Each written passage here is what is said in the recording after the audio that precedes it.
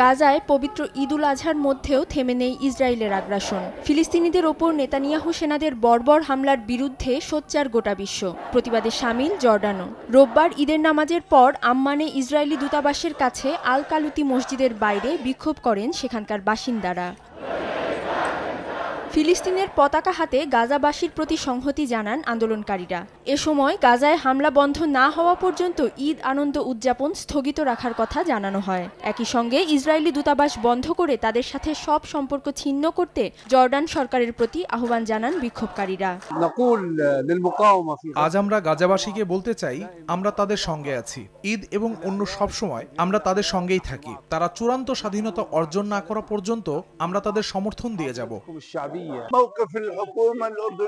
জর্ডানের সরকার এবং আরব দেশের সরকারগুলো এমন এক অবস্থানে রয়েছে যাকে আমরা সমর্থন দিতে পারি না। আমাদের উচিত ইসরায়েলের সঙ্গে সব সম্পর্ক ছিন্ন করা।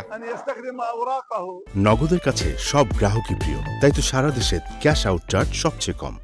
গত কয়েক সপ্তাহ ধরে ফিলিস্তিনিদের সমর্থনে বিক্ষোভ চলছে জর্ডানের রাজধানীতে। সেই বিক্ষোভেরই অংশ ছিল ঈদের জামাতের পর মসজিদের সামনে মিলিত হয়ে এই প্রতিবাদ। অধরা শ্রেয়সী অথই, সময় সংবাদ।